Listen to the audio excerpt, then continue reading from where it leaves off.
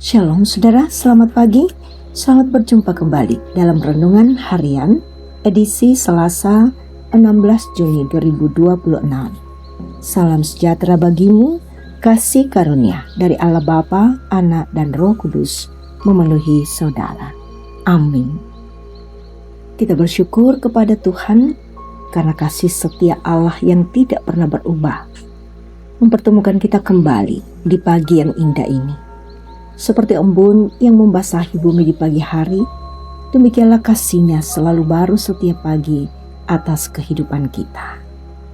Mari kita bersama-sama memasuki waktu yang kudus ini dengan hati yang terbuka, pikiran yang jernih, dan jiwa yang rindu untuk semakin bertumbuh dalam kasih yang sejati, kasih yang datang dari Allah sendiri.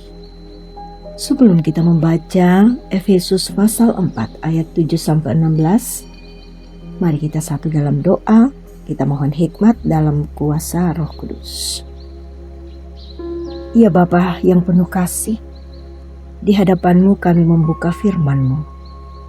Kami mohon sentuhlah telinga kami, agar dapat mendengar, dan bukalah mata hati kami, agar dapat melihat kebenaran yang Engkau nyatakan. Firman yang akan kami baca adalah surat Rasul Paulus kepada jemaat di Efesus. Namun kami percaya hari ini Engkau juga menyuratkan firman ini kepada kami masing-masing. Dalam kuasa Roh Kudus-Mu, kami percaya kami diterangi, sehingga setiap kata, setiap kalimat, ini bukan sekedar tulisan yang kami baca, melainkan surat-Mu yang kami dengar dan kehendak-Mu yang kami sambut. Dalam nama Yesus Kristus, Kepala Gereja, Firman yang hidup, kami membawa doa ini. Amin. Efesus pasal 4 ayat 7 sampai ayat 16. Firman Tuhan. Tetapi kepada kita masing-masing telah diberikan anugerah menurut ukuran pemberian Kristus. Itulah sebabnya dikatakan, tatkala Ia naik ke tempat tinggi, Ia membawa tawanan-tawanan, Ia memberikan pemberian-pemberian kepada manusia. Bukankah Ia telah naik? Berarti bahwa Ia juga telah turun ke bagian bumi yang paling bawah. Ia yang telah turun, Ia juga yang telah naik jauh lebih tinggi daripada semua langit, untuk memenuhi segala sesuatu. Dialah yang memberikan baik rasul-rasul maupun nabi-nabi, baik pemberita-pemberita Injil maupun gembala-gembala dan pengajar-pengajar, untuk memperlengkapi orang-orang kudus bagi pekerjaan pelayanan, bagi pembangunan tubuh Kristus, sampai kita semua telah mencapai kesatuan iman dan pengetahuan yang benar tentang Anak Allah, kedewasaan penuh dan tingkat pertumbuhan yang sesuai dengan kepenuhan Kristus, sehingga kita bukan lagi anak-anak yang diombang-ambingkan oleh berbagai angin pengajaran, oleh permainan palsu manusia dalam kelicikan mereka yang menyesatkan. Sebaliknya, dengan teguh dipegang kepada kebenaran di dalam kasih, kita bertumbuh di dalam segala hal ke arah Dia, Kristus, yang adalah kepala.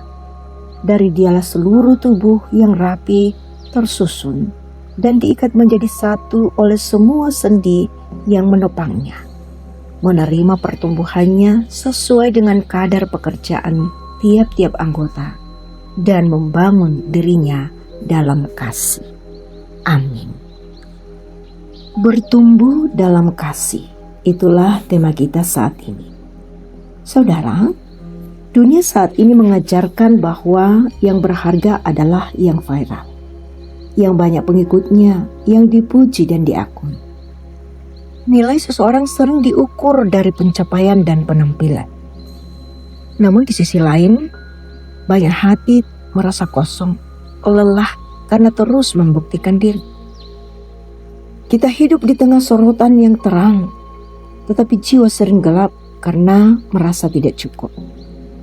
Kontrasnya, Tuhan tidak menilai kita dari seberapa tinggi kita berdiri, melainkan dari seberapa dalam kita bertumbuh di dalam kasih-Nya.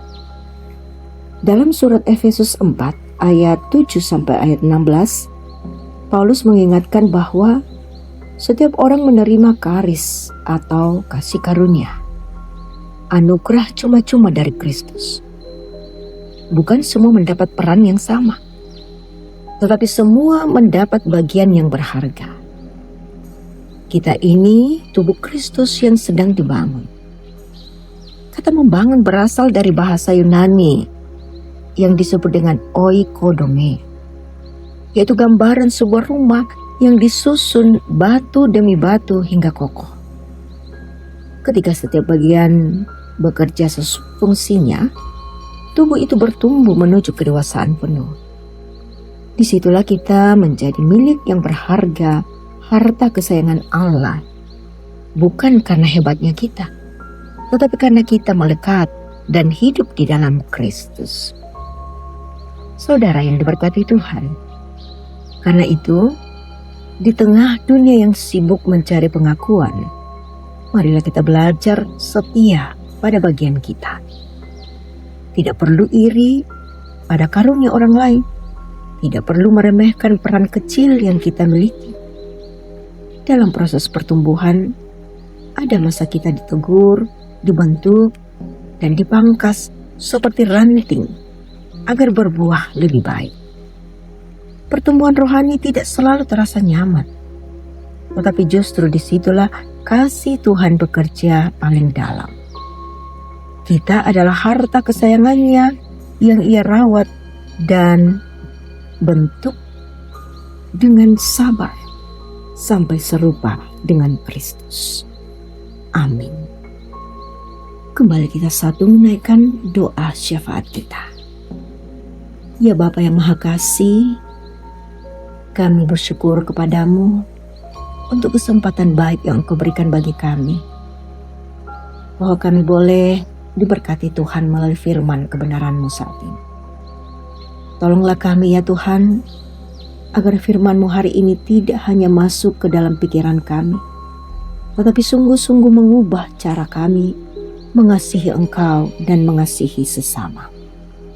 Kami datang di hadapan-Mu Tuhan, membawa doa yang lahir dari lubuk hati kami yang terdalam. Sungguh kami berdoa untuk gereja-Mu atau persekutuan orang-orang yang percaya, agar senantiasa bertumbuh dalam kasih dan persatuan. Jauhkanlah perpecahan, jauhkan kesombongan, dan jadikanlah setiap anggota tubuh Kristus saling menopang dan saling melengkapi sebagaimana yang Engkau kehendaki. Kami berdoa untuk para kawan sekerja-Mu, pendeta, penatua, diaken, pengurus organisasi intragereja. Diperkuatlah kami sekalian Tuhan dengan hikmat dan keberanian yang asalnya daripada-Mu. Jadikanlah kami pelayan yang sungguh-sungguh mengasihi jemaat Tuhan yang dipercayakan kepada kami.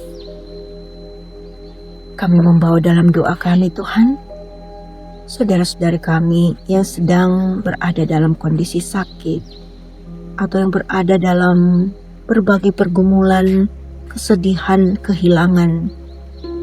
Kiranya kasih-Mu menjadi kekuatan bagi saudara-saudari kami, menjadi penghibur bagi yang berduka, dan memberikan pengharapan bagi yang putus asa. Berdoa bagi kehidupan kami secara pribadi lepas pribadi. Tuhan, ubahkanlah kami. Jangan biarkan kami bertahan dalam kedewasaan rohani yang biasa-biasa saja. Tetapi kuatkanlah kami untuk terus bertumbuh dalam kasih-Mu, bertumbuh menuju Kristus, Sang Kepala, sehingga pada akhirnya kami sungguh-sungguh menjadi serupa dengan-Mu Tuhan, bahwa pikiran kami, perbuatan, perkataan kami selaras dengan kehendak-Mu. Diberkatilah para orang tua kami yang sudah lanjut usia, diberkati anak cucu kami yang sedang berjuang dalam pendidikan mereka masing-masing. Diberkatilah kami dalam pekerjaan kami masing-masing ya Bapa. Setiap hamba-Mu yang menyatu dalam renungan pagi saat ini, hamba berdoa semuanya terberkati dalam kuasa dan kasih-Mu. Tuhan, inilah doa kami. Dengarkanlah kami, ampuni segala salah dosa kami. Dalam nama Yesus Kristus, kami menyerahkan semua doa ini ke dalam tangan-Mu. Amin. Saudara, terimalah berkat Tuhan. Tuhan memberkati engkau dan melindungi engkau. Tuhan menyinari engkau dengan wajah-Nya dan memberi engkau kasih karunia. Tuhan menghadapkan wajah-Nya kepadamu dan memberi engkau damai sejahtera. Amin. Saudara, bawalah kasih dan berkat Tuhan ke dalam rumah tanggamu, ke tempat kerjamu, ke lingkungan sekitarmu. Tetaplah jadi cermin kasih Kristus bagi siapapun yang saudara jumpai. Selamat bertumbuh dalam Kristus, selamat beraktivitas.